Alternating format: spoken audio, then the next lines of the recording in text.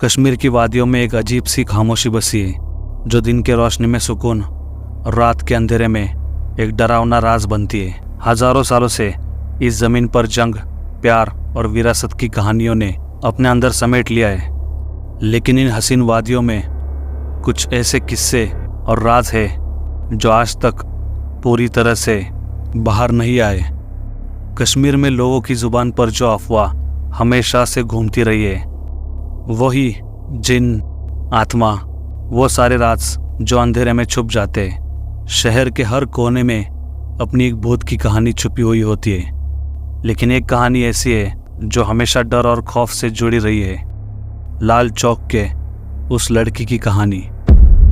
तो शुरू करते आज की कहानी। आंखें बंद करो और सुनो।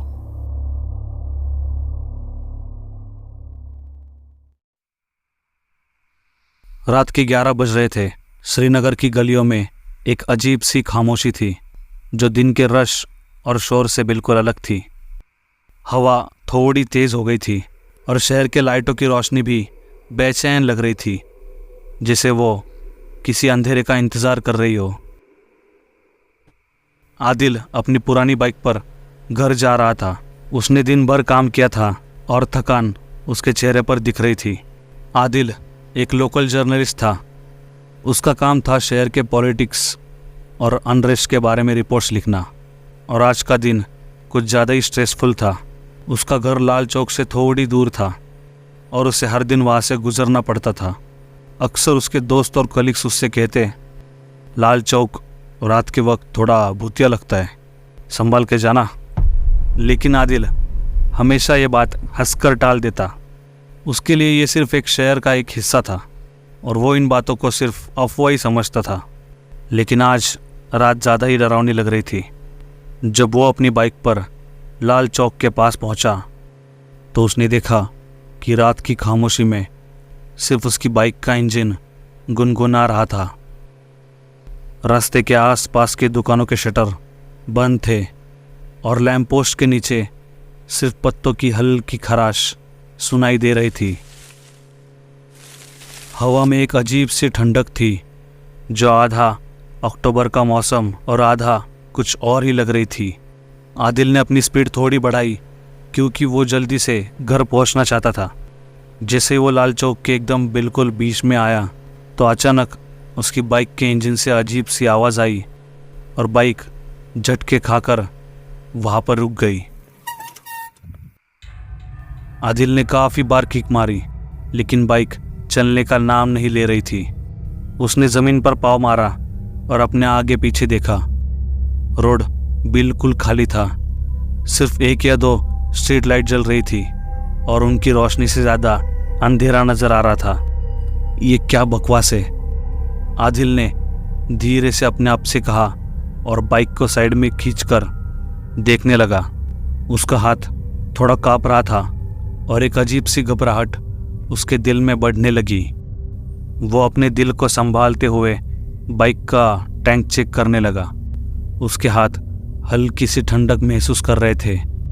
फिर जैसे ही उसने सिर ऊपर उठाया, तब उसे लगा कि कोई उस पर नज़र रखा हुआ है।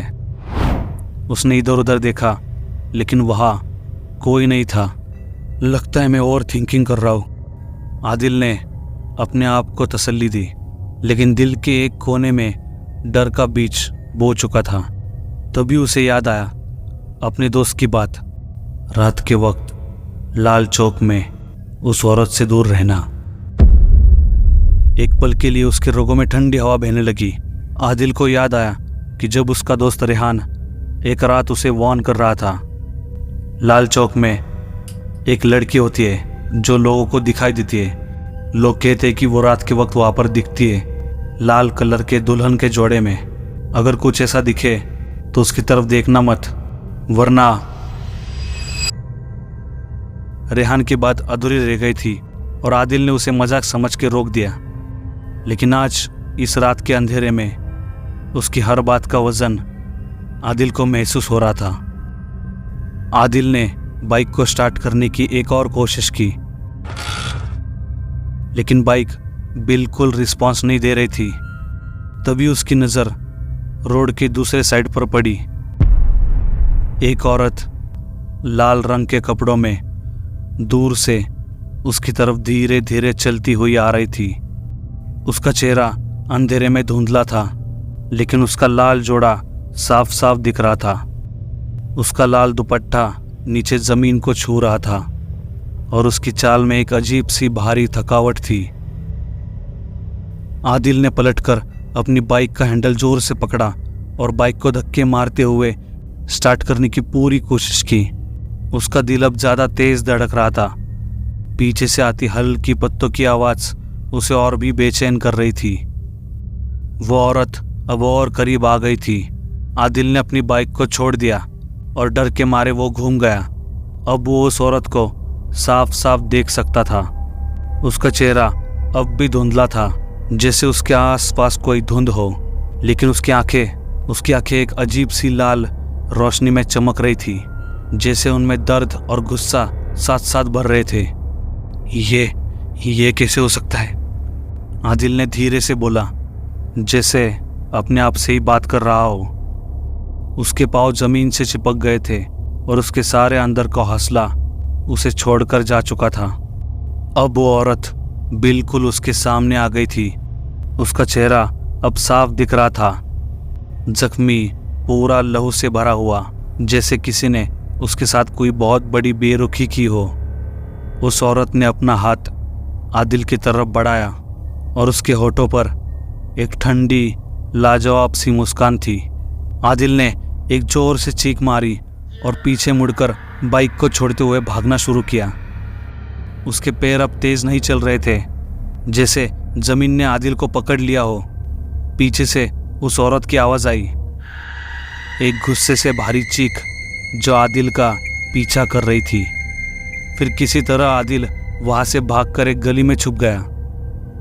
उसका दिल अब भी जोर जोर से धड़क रहा था, लेकिन जब उसने पीछे देखा तो पीछे कोई नहीं था।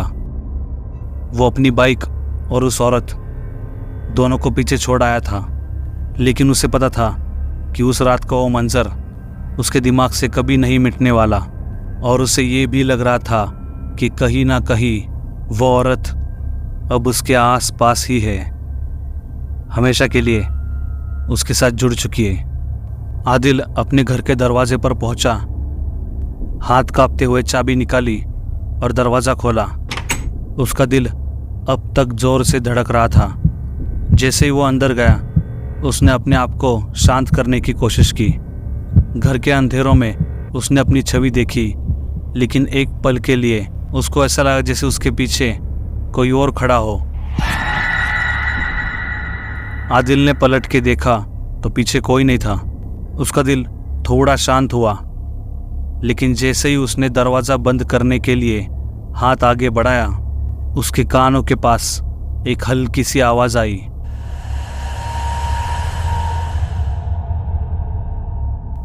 एक महसूस होती हुई सांस और फिर एक धीरे से फिजा में गूंजती हुई हंसी। तुम मुझे पीछे नहीं छोड़ सकते। अगले दिन जब आदिल का दोस्त रेहान उसके घर आया, वो आदिल की बाइक के बारे में पूछने लगा, तूने बाइक वहां लाल चौक पर क्यों छोड़ी? आदिल ने हैरान होकर कहा, छोड़ी? मैंने बाइक वहां छोड़ी थी क्योंकि वो चल नहीं रही थी। मैं तो चल के घर पे आया हूं। रेहान इस पर बोला, नहीं आदिल, जब मैं वहां से गुजरा तो तेरी बाइक वहां थी, बिल्कुल ठीक ठाक चालू हालत में, और जब मैंने देखा तो तू भी वहां था, तेरे हाथ में कुछ लाल था।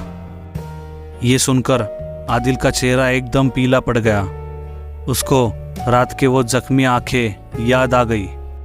क्या आदिल सच में बच गया था या उस रात कुछ और ही हुआ था? लेकिन ये सब होने के बाद आदिल रात में लाल चौक पर कभी नहीं गया, अकेला तो कभी नहीं। और थोड़े दिनों बाद उसे कभी आसपास परछाइयाँ या फिर कुछ वहम होना ये भी दिखा नहीं। शायद आदिल ने उसका कुछ बिगड़ा नहीं था, इसलिए उस आत्मा ने आदिल को छोड़ दिया। लेकिन आज भी आदिल लाल चौक के नाम से डरता है। अगर आपको ये कहानी अच्छी लगी तो वीडियो को लाइक कीजिए, आपके दोस्तों के साथ शेयर कीजिए और ऐसी ही कहानियाँ सुन के हमारे डर के सफ़र के साथ जुड़ने के लिए अपने इस चैनल को सब्सक्राइब कीजिए। आपका बहुत बहुत धन्यवाद।